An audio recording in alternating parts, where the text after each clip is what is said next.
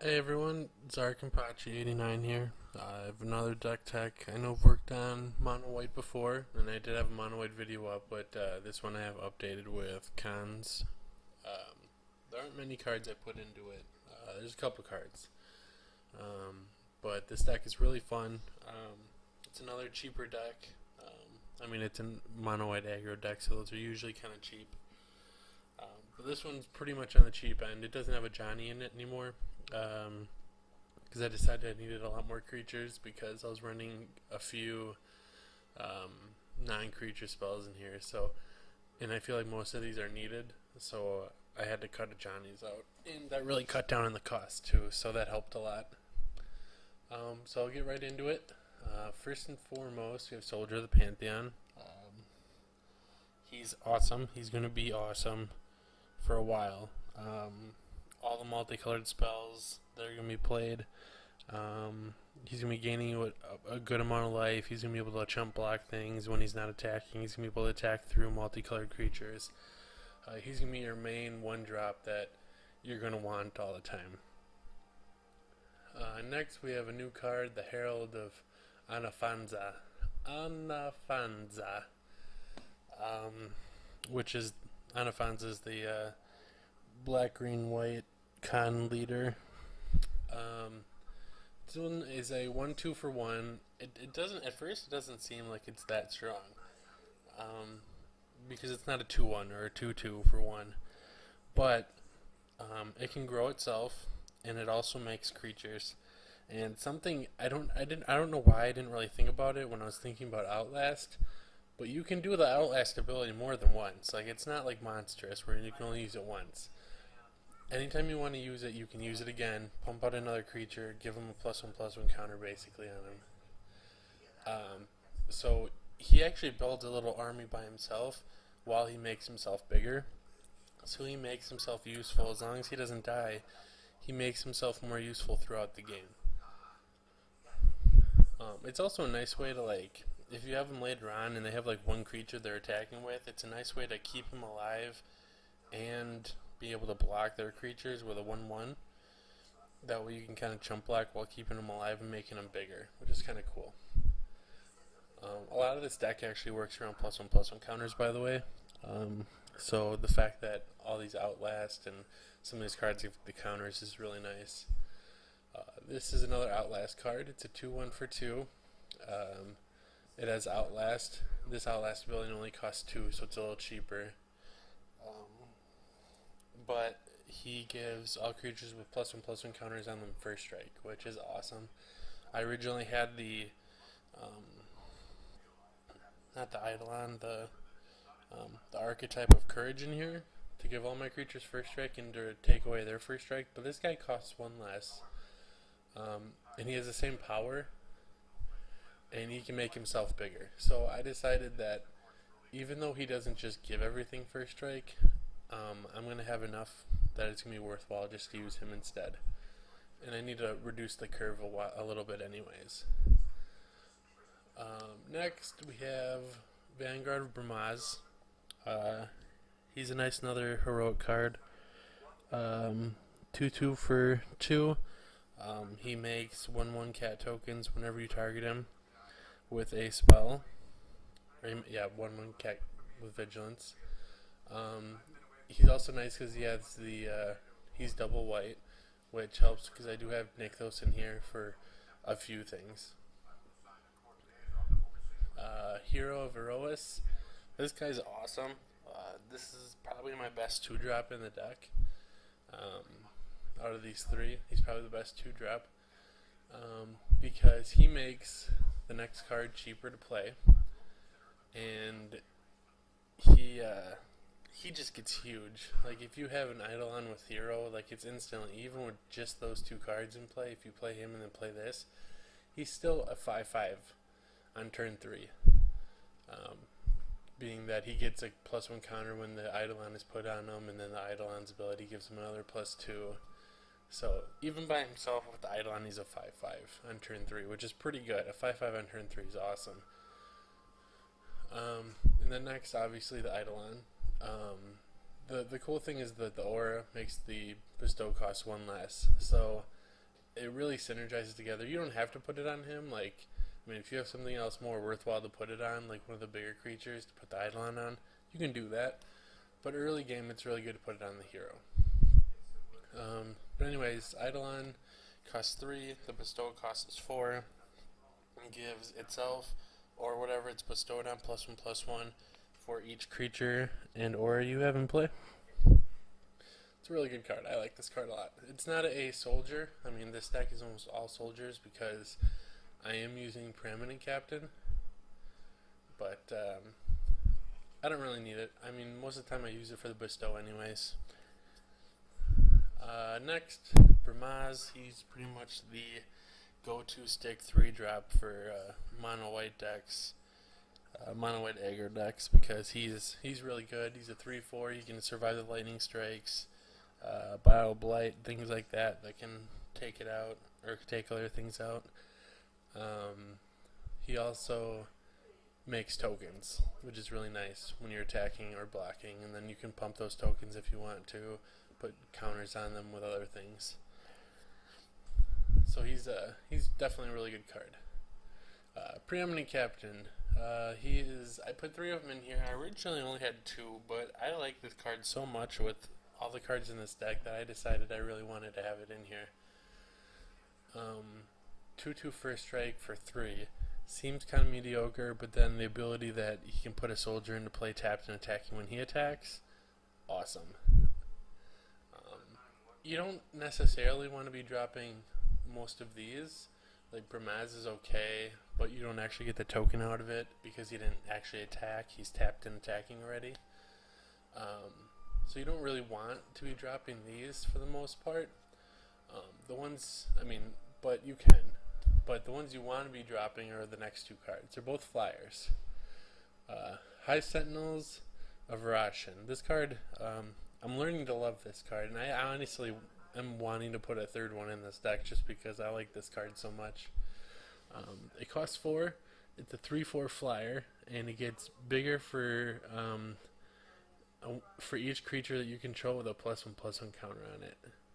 So this guy has Outlast. This guy has Outlast. This guy gives +1/+1 counters on himself when you target him. You know, there's just so much stuff. Like the card we'll get to later, but this puts +1/+1 counters on creatures and gives them protection. And he himself actually can put +1/+1 counter on something for 4 mana. That's actually one of your biggest mana sinks for the Nykthos. Is you can make him huge just by pumping your other things with counters with his ability. And he has flying, so like he's getting over a lot of stuff. Next we have the Dawnbringer Charioteers. Also heroic, also gets +1/+1 counters when you target it. Which obviously works with the Eidolon as well. So you put the Eidolon on him, you get a counter on him, and he gets even bigger from the Eidolon's ability.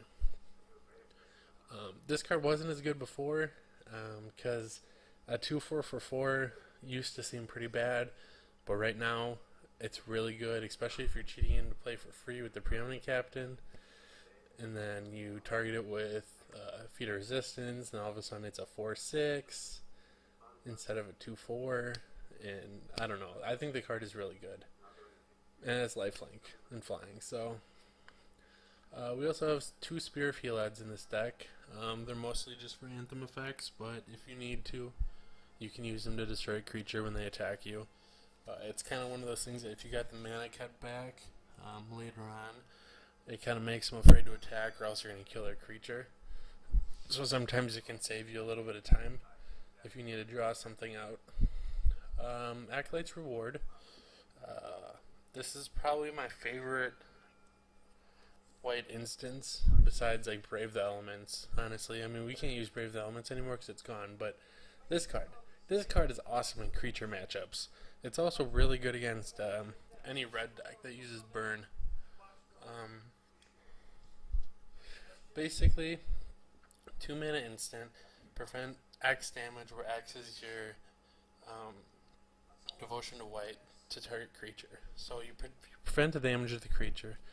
The best part about this ability is that it'll redirect that X amount of damage to either another target creature or player. This helps you trade creatures. Like if you have a 2/2 fighting against a 5/5, let's say, and you have 4 devotion. Well, then all of a sudden your 2/2 only takes 1 damage. You can redirect the damage back to the 5/5, and then your creature will finish it off, and you will successfully have traded 2/2 with a 5/5, and your creature will still be alive.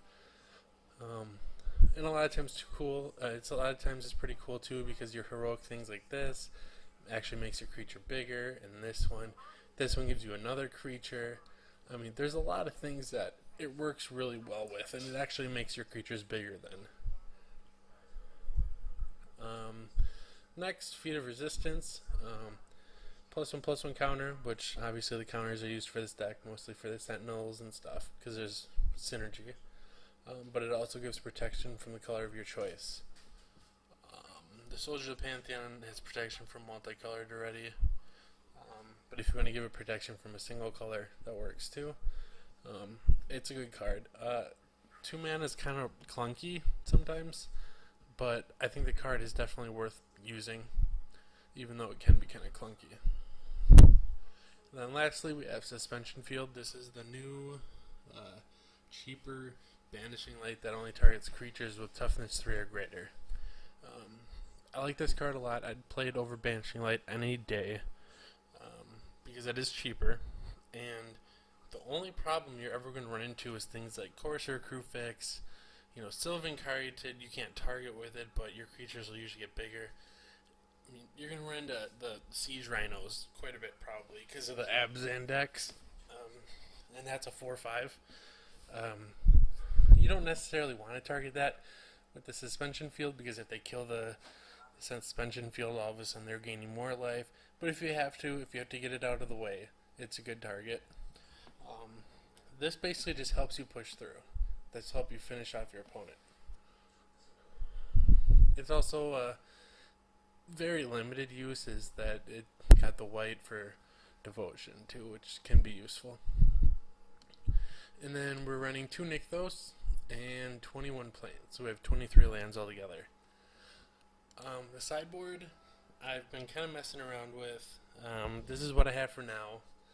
It's a decent sideboard. I mean, Glare of Heresy will be useful against Abzandex and Mordu decks if people end up playing them.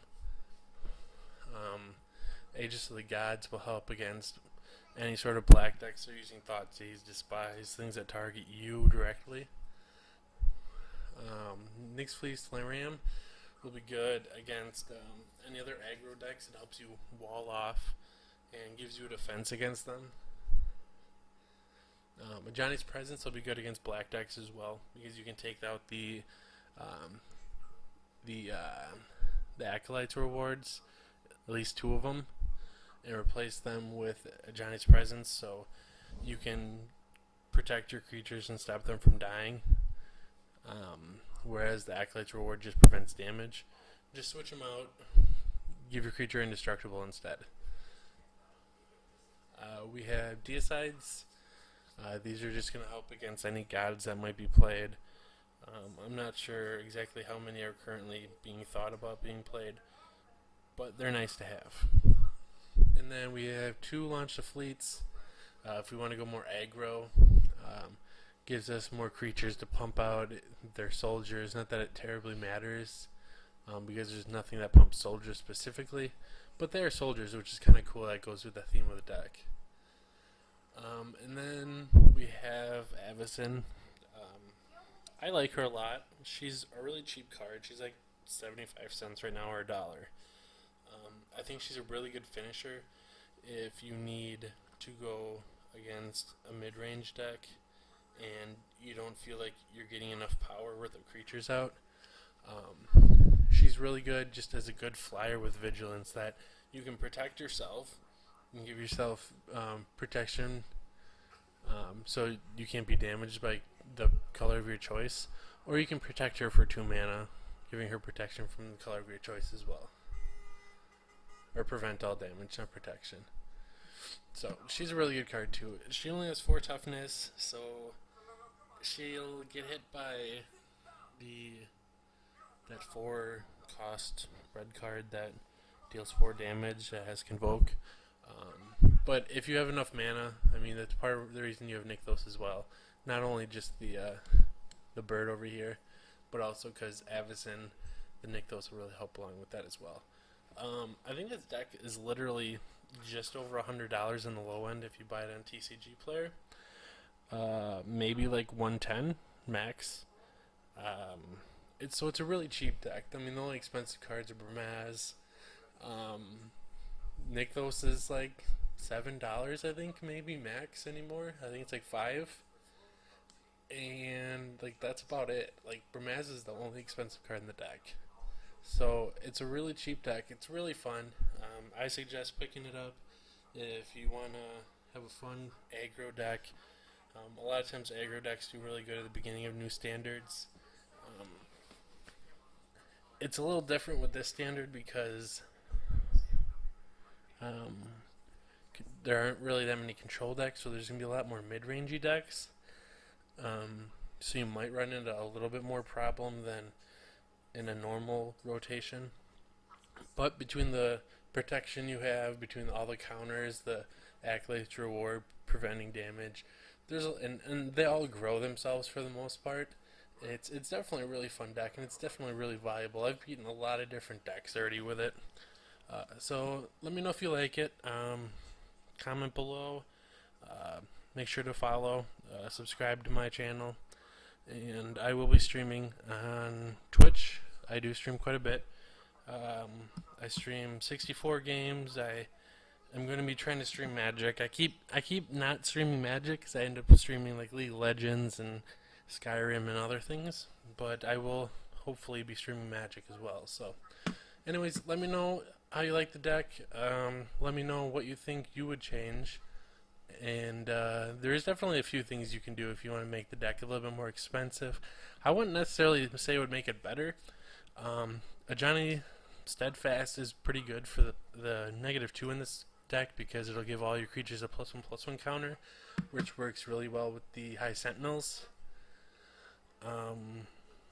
But I mean, there's a few things you could change. You can make it a little bit more expensive, add a little bit more land, go a little bit more on the devotion route, and play like Heliod, maybe Elspeth, things like that. But I'm going for more of an aggro deck. So let me know what you guys think, and I will see you all later.